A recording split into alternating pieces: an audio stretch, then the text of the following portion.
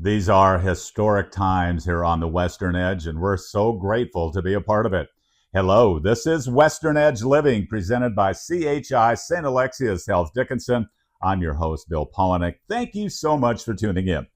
If you go to the website for CHI St. Alexius Health Dickinson and looked up their roster of employees, and then looked up the name Aubree Anderson, you would find she has the letters FNP-C following her name. What does that stand for? Certified Family Nurse Practitioner. You are going to meet a young lady today who's very passionate about her choice in careers, very passionate about her fellow employees as well as her wonderful employer, and of course, very passionate about her loving family. Aubree Anderson is our guest today here on Western Edge Living, presented by CHI St. Alexius Health Dickinson, and our program begins right now. CHI St. Alexius Health Dickinson presents Western Edge Living.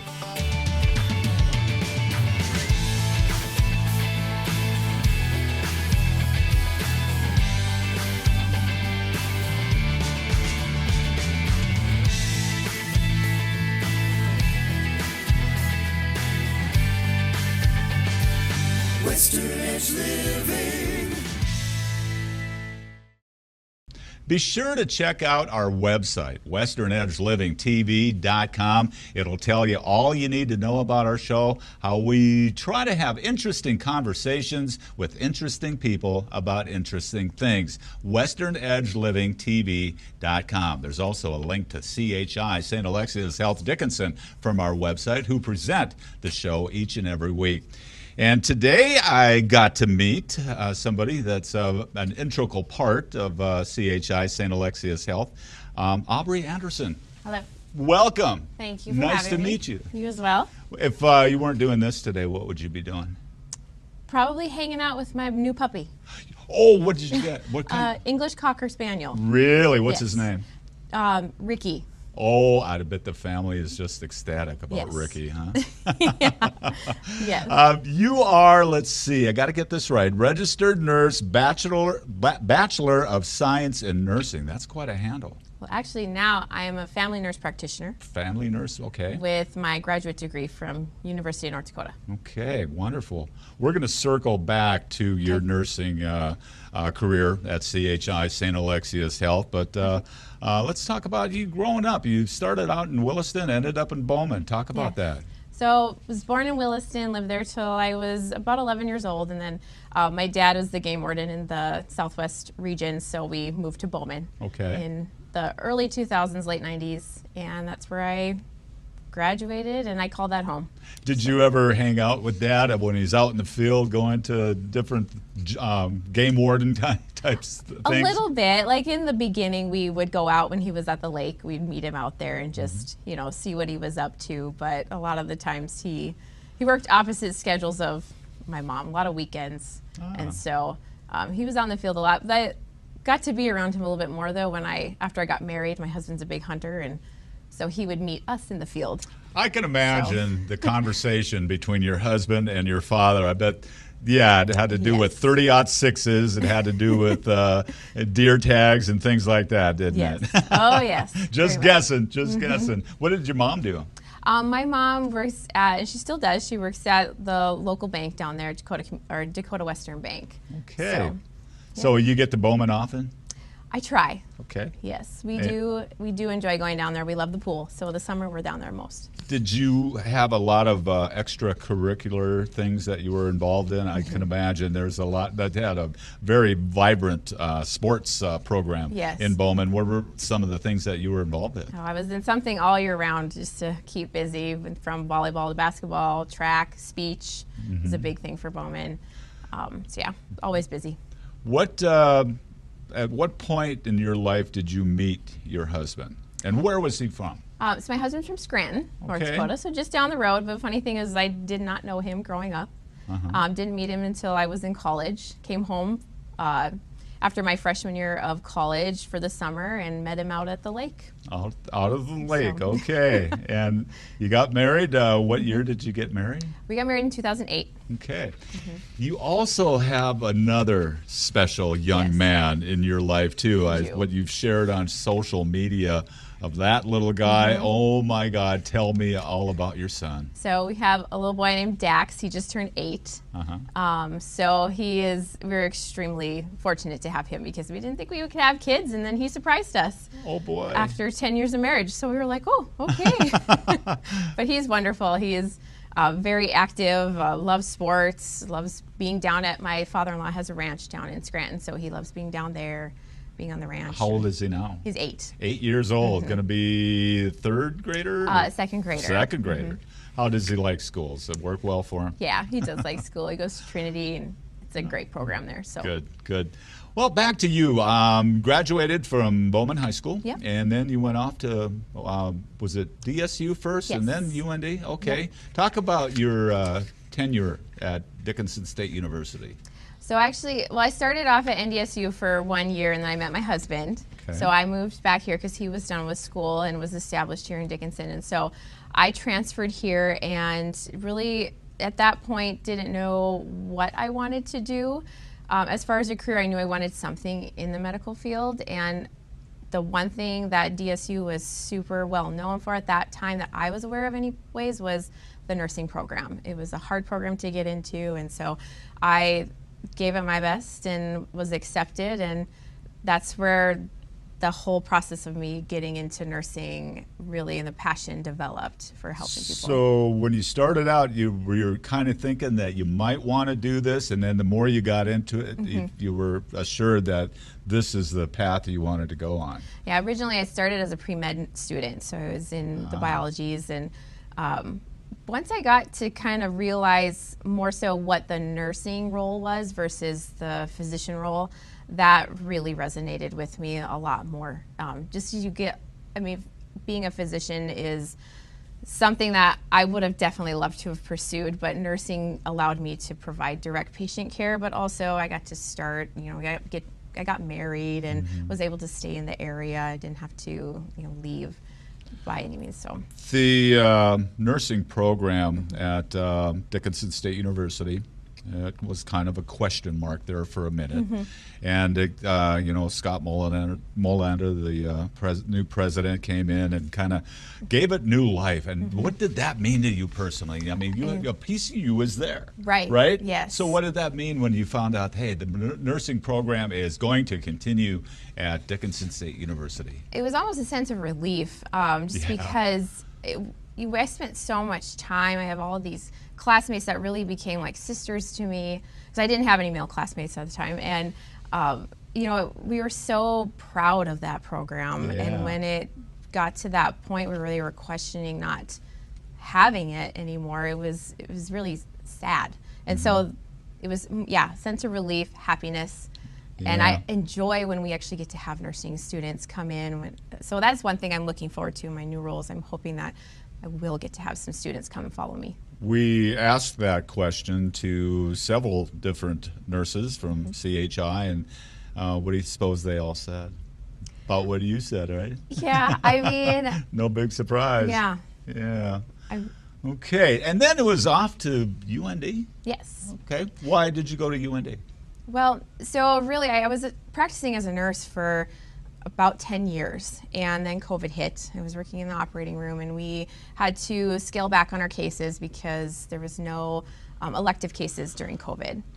And at that point, I'd always had the itch to do more. I wanted to go on with my career, but the one bright side of COVID is it allowed programs to explore the extended learning, or basically off-site learning, so doing more online classes. So UND's program had transitioned from being on campus to more of a remote program. So it allowed me to actually apply and do this program without having to move or relocate or travel constantly.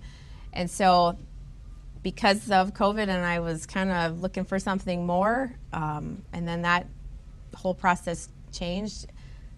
And also it's UND. It's a wonderful school. My brother graduated from UND, and so I was very excited when I got the chance to apply, and then when I was accepted, I was ready to rock and roll with it. What did you take away from UND?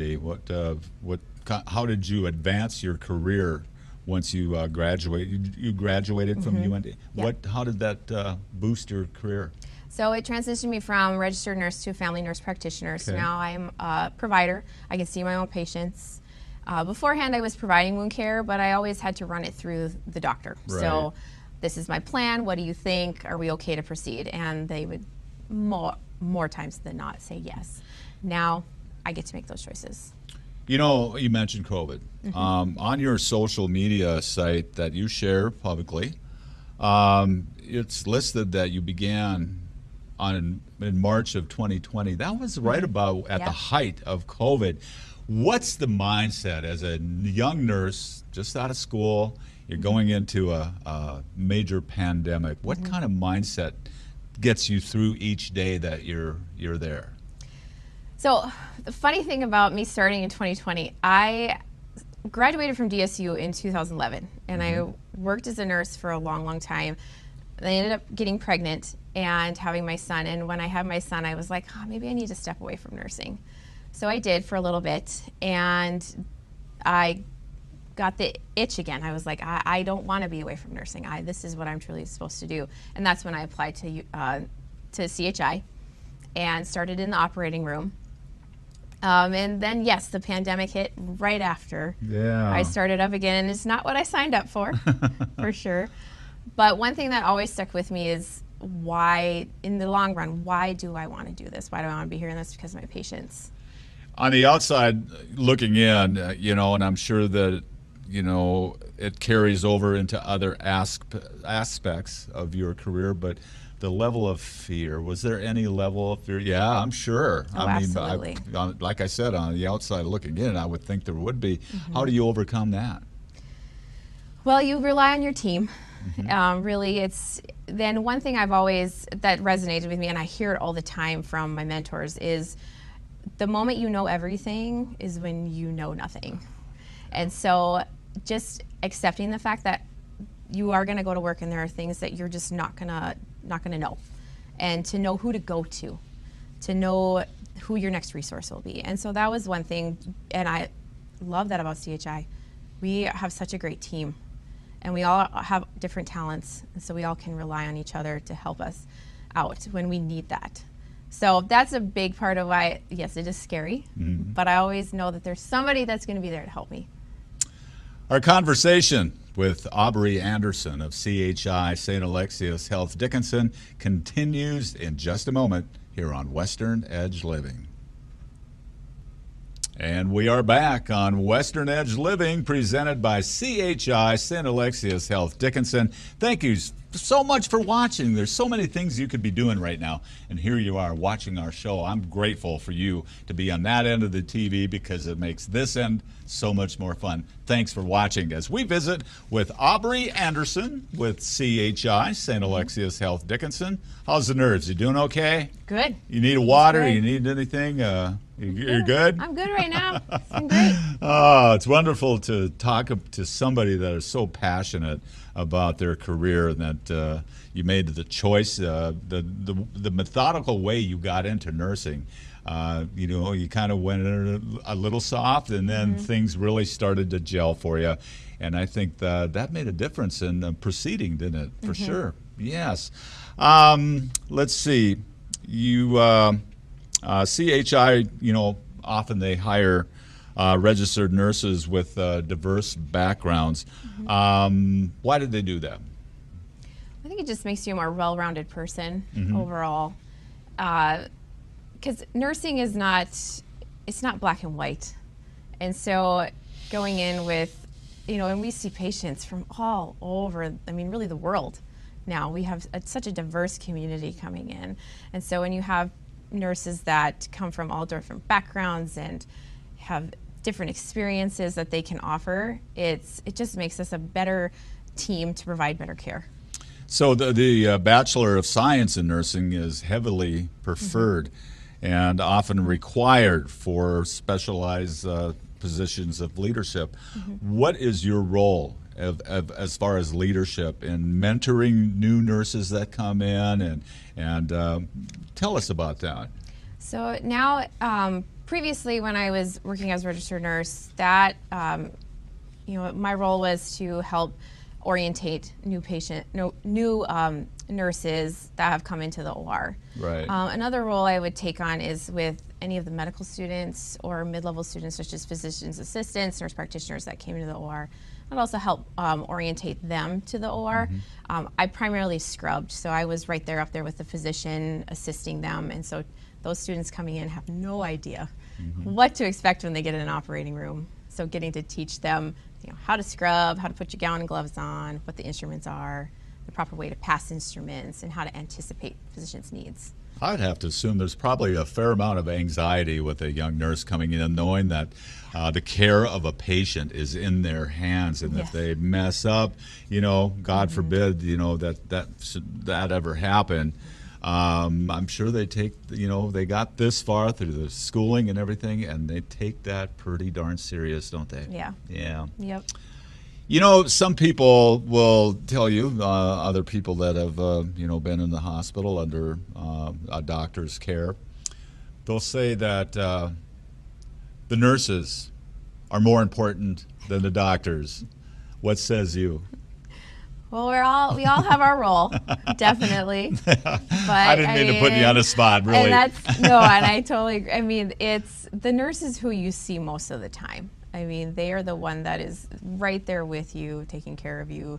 I mean, the doctor does come in and assess you and gives the orders and such, but the nurse is really your eyes, your voice. They're your advocate.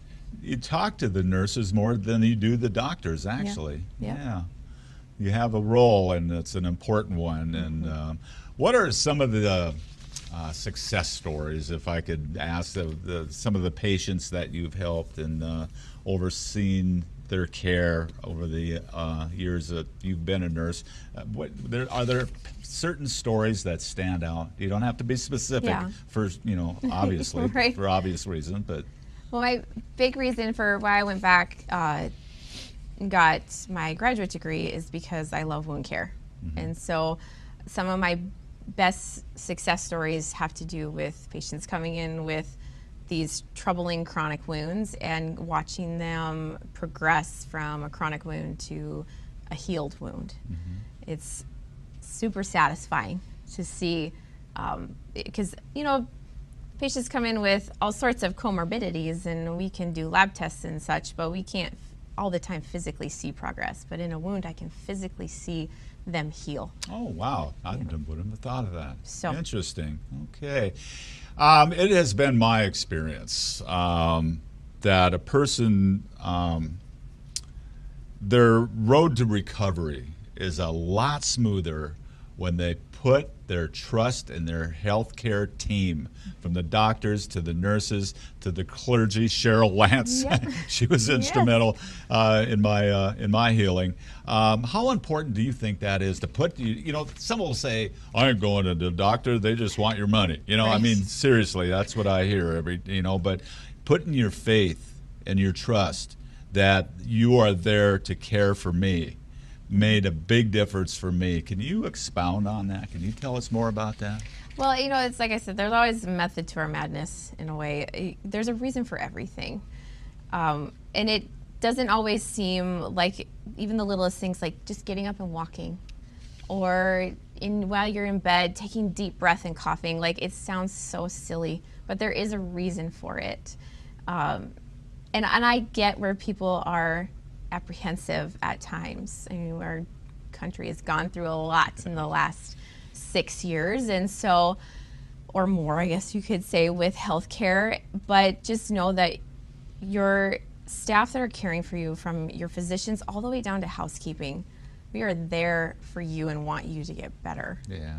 We want to see you at the grocery store. We don't want to see you in the hospital. Right now in 2026, along with healthcare, your mental health is a big issue. That's a huge issue across our country today. How does somebody's mental health factor in on your side of healthcare? It's huge. We have certain procedures that we won't even perform until somebody is got the right support as far as their mental health. And we have to make sure their headspace is in at the right place, the right time to be able to go through some of these procedures, because they are life-changing, but they are life-altering at the same time. So making sure that people also are getting support. And a lot of the times when we're seeing patients, because I'm in general surgery, and when we see a lot of patients, it's because of unexpected life events occur. And that is huge for people. It can be very traumatic. So being able to provide them assistance along, not only physically, but mentally, is so important. There are a lot of programs that they have at CHI for different aspects of mental health care. Are there some success stories there that you know about? Somebody came in and are depressed, their anxiety is through the roof, and they came in and they left with a better mindset than the day they walked in. Are there any success stories that you can share as far as that goes? You know, a lot of the times it's us with their, patients will come in post-operatively or even while they're in the hospital. We recognize that they're having trouble with their mental health, and it's just bringing in the right people. Unfortunately, I don't get to see a lot of the after effect of that. They, their care with me is physically, and I have gotten them to where they're, either healed or they're at, the point where they don't need my care anymore. But we make sure that they do continue their care as far as mental health goes. So I don't always get to see their outcome, but every once in a while I bump into somebody and you can tell, just by looking at them, you can tell they're doing well. Great. Yeah, you can see the shroud of less anxiety, less fear, and that sort of thing. One thing that helped me in my mental health journey, and I'm going to run this by you and get your take on it, was instead of asking somebody what's wrong with you, ask them what happened to you. And that changed my life. That really made a huge difference. It changed how I see people. It changed how I see myself.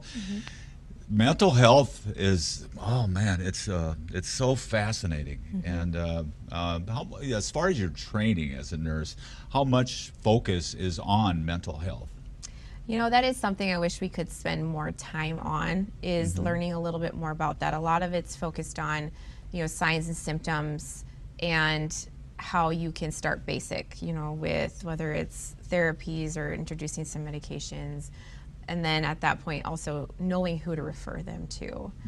The one thing about nursing is and it's same with medicine, there's so many different subspecialties that you can go into, and there's actually a mental health nurse practitioner avenue that you can go down. So I think that's why we don't get to spend a lot of time focusing on mental health like I would like to, because we do have that specialized program for those that want to focus on that. Is that kind of on your wish list of hoping that that is addressed further in the future by the whole nursing program? That would be great. Along with that, nutrition, even wound care. I mean, these are all things that we end up learning either on the job or just by taking additional education on our own. Okay. As we wrap up today, Aubree, is there anything any question I didn't ask you, any information you'd like to share with our viewers today? Well, one thing I would like to get out there is just so that patients know, or even the community as a whole, that at CHI in general surgery, that one of the services we do offer is comprehensive wound care. So that would be a consult with myself, looking at the wound, assessing it, and going about what the best treatment plan would be going forward. A lot of people live with wounds and you'd never know it, and they just think they have to live with it, and that's not true. Okay. We can care for that. So myself, along with the surgeon, I also bring him in on cases that may need his expertise that I can't provide within clinic. So we have a really great wound care team, and that is something I just want people to be aware of. Okay. Aubree Anderson, run that title by me one more time. Family Nurse Practitioner, General Surgery. Thank you so much for what you do. Thank We're you. in good hands with people like you and your staff. We really appreciate you, Aubree. Thank you for being here today, and please keep on doing what you're doing. I'm sure you don't need much encouragement for me to tell you that, so thank you. That's it, man. But I tell you what, you are in such good hands with the folks at CHI, St. Alexius Health Dickinson, and we're in good hands with having them presenting Western Edge Living. Thanks for watching.